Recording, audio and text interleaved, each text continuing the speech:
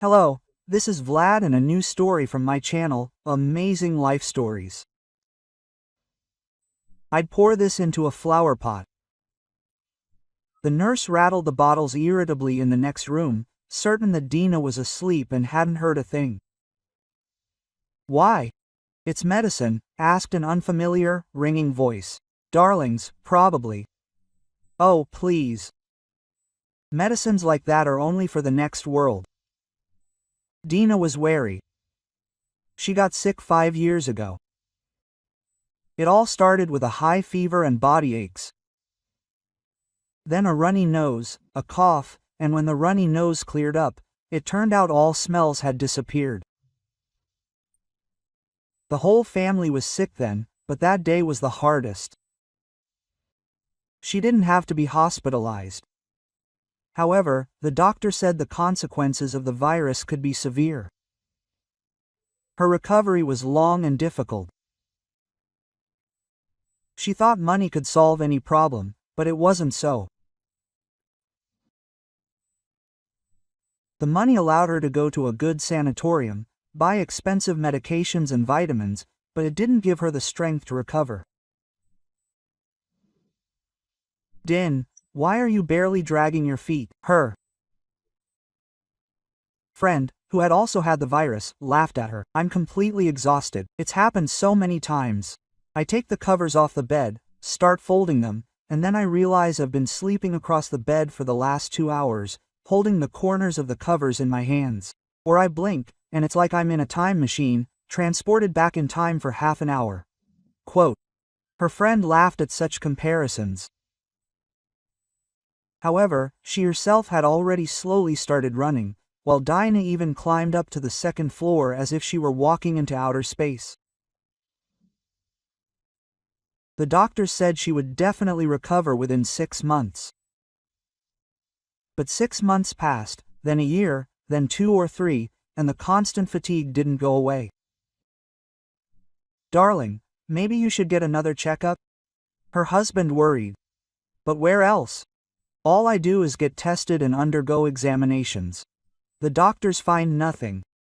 Well, maybe you won't work anymore then? Vadim suggested. What do you mean? This is my business. I built it from scratch. We've only just landed major contracts and earned a reputation with them. That's it. So you've earned the right to take a break. Let's do it this way. You focus on your health for a month, and I'll take over the management of the company. Quote. Dina thought about it. For the first time in her life, someone had suggested she take a break from the constant rush.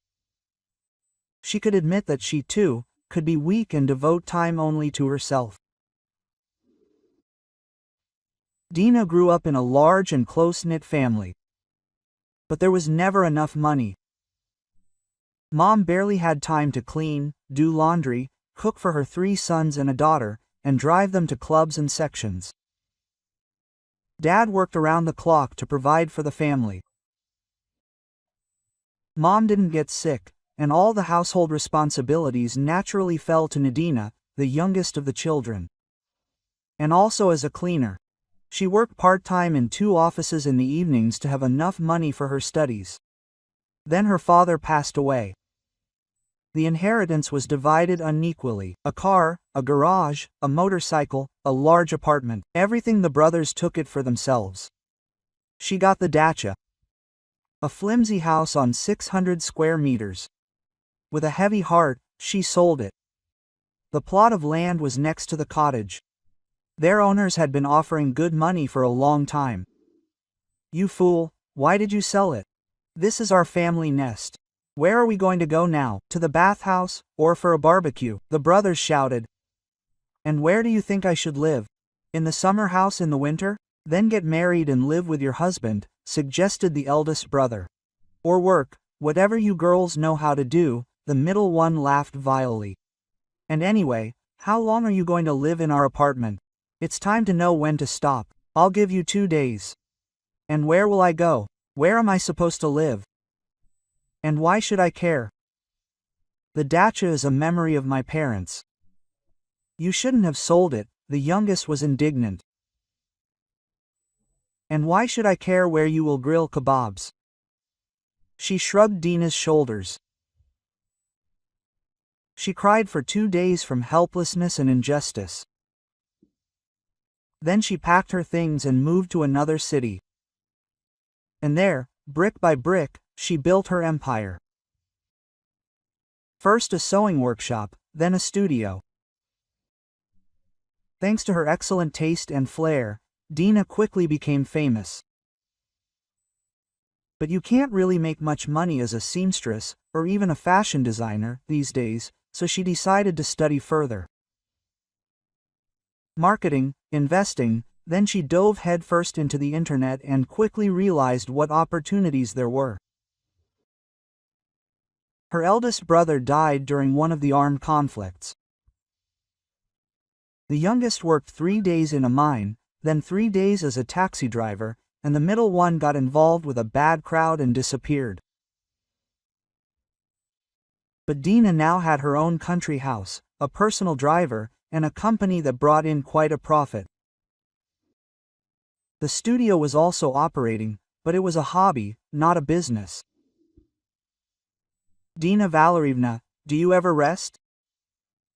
The new purchasing director asked me one day. Yes, Vadim, it happens. This is the 3rd time this week you've stayed up late. What will your husband say? He won't say anything, my dear. And haven't they told you yet that the owner is single? No, Vadim shrugged. But that's no reason to work without a plan. Hey, we're getting ready to expand. And as soon as we win the tender, we'll open a branch right away. While discussing business projects, she didn't even notice how she'd fallen in love. Vadim was 5 years younger, but he had such a bulldog-like tenacity and instinct that it felt like together they wouldn't just take the company to the next level, they'd build an empire with branches in different countries. Gradually, the business partnership grew into a personal relationship, and then that same global virus and restrictions happened. The business was still firmly on its feet, but was threatening to move into the just staying afloat category. And then Dina got sick. That damned illness ruined everything. Her plans. She and Vadim wanted a child, but they had to abandon the idea. How could she have a child if the expectant mother could barely breathe and walk?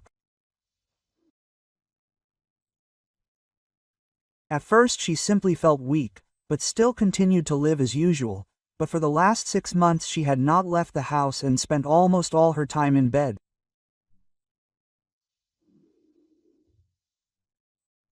The voices in the next room continued to buzz insistently, then ring irritatingly.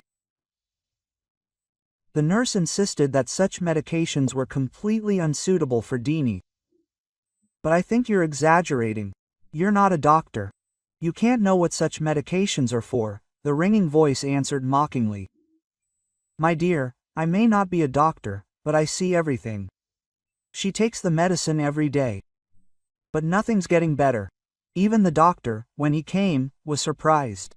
He said she should have gotten better long ago. And what does the flour have to do with it? What flour? The nurse asked in surprise. Which one are you going to pour the medicine into? The ringing voice answered slyly. Voice. And this one, the word had to be said. What if he too started growing better? You saw how Dina Valerievna got all worked up. 2 voices burst into laughter. Listen, I just don't understand. If she's not getting better, why doesn't Vadim hire another doctor? A clear voice from the kindergarten inquired. He said it was some relative of his, so the visit was paid less. Dina felt a treacherous tear roll down her cheek. Over the past year, she really had turned into some kind of female hippopotamus. It's better not even think about how much she weighs. Her skin is constantly itchy, all pitted and pitted. Ever since she got sick. Danachka Valerievna, take your morning pills.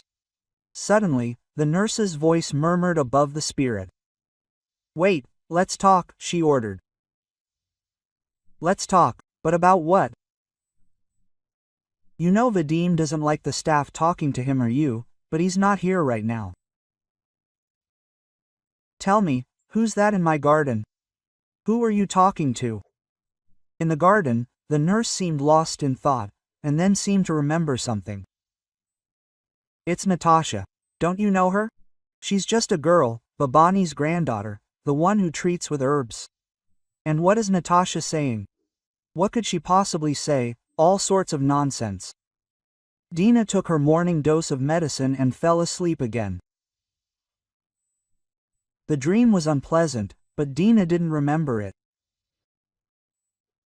Only when she woke up did she feel sticky and groggy. However, nightmares had long ceased to be a rarity. Lately, they had also been so vivid and colorful, so much so that Diana even thought she could smell them. And it wouldn't take long for her to go crazy. It all started when the doctor prescribed antidepressants. At first, she felt better. Dina was cheerful. She had energy, a ton of plans, and the desire to implement them. But then something went wrong. She gained extra weight, her sleep was disrupted, and she began experiencing strange mood swings and panic attacks. Sometimes her heart would seize up so much that she couldn't breathe in or out, and she would be terrified for no apparent reason. Dina was afraid to sleep. She had no strength to stay awake. With each passing day, she felt her fading more and more clearly. She would die like this, and no one but Vadim would notice.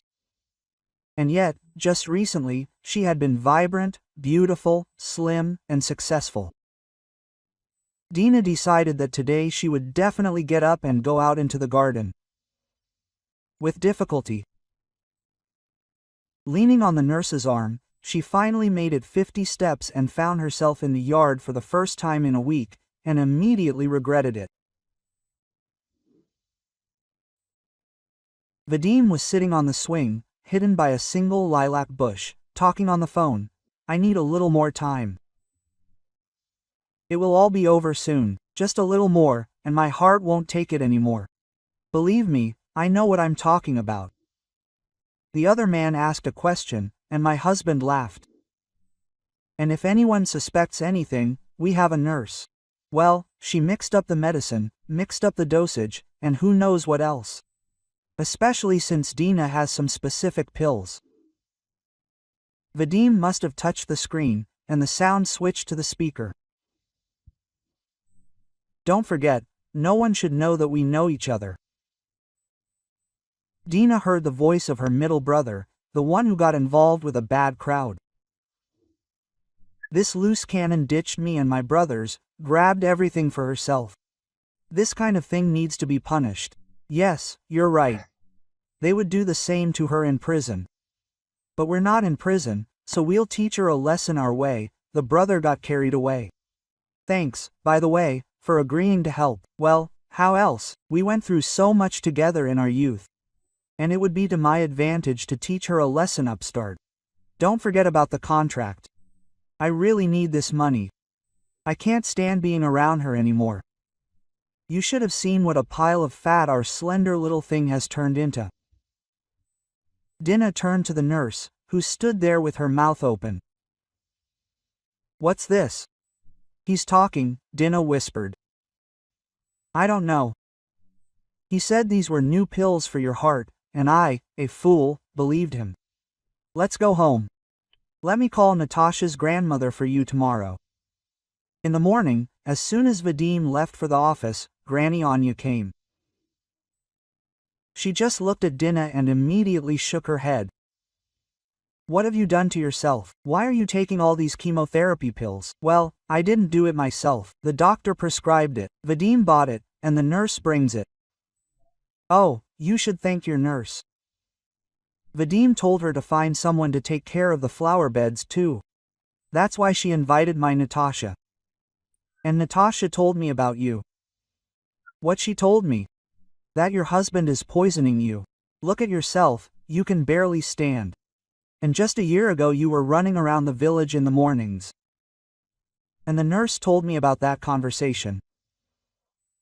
Well, it seems I don't have long left. Diana burst into tears.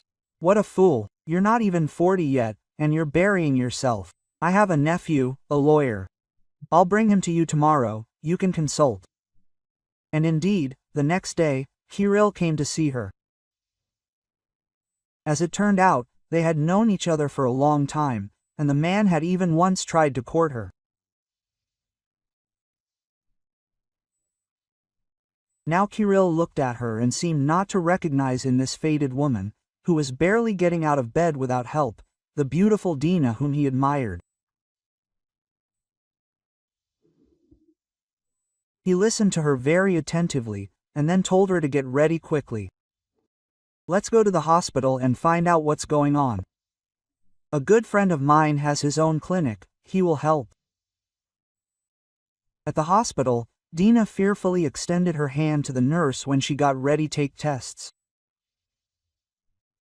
Then there were long conversations with one doctor, then another, then a third.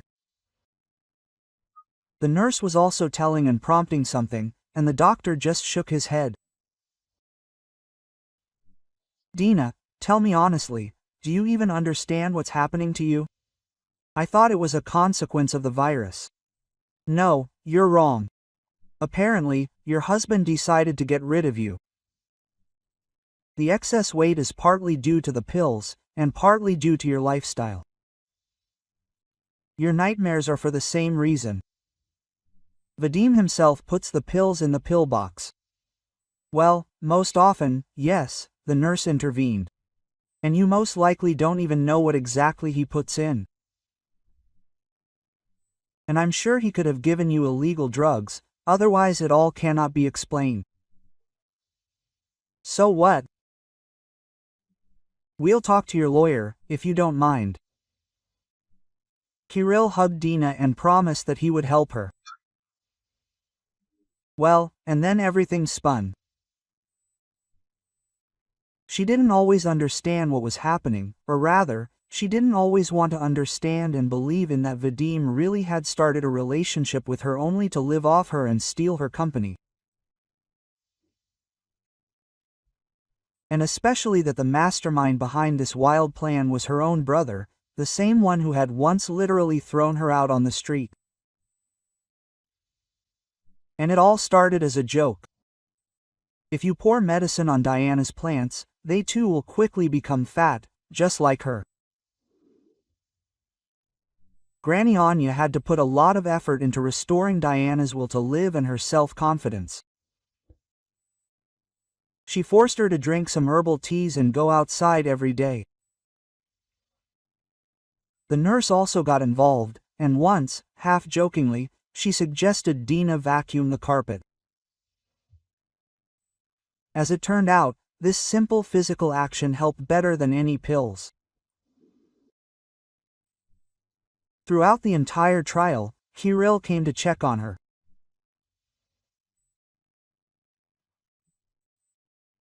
He was the first to hear Diana's ringing laughter again and to see her first walk, and then run, her first full kilometer.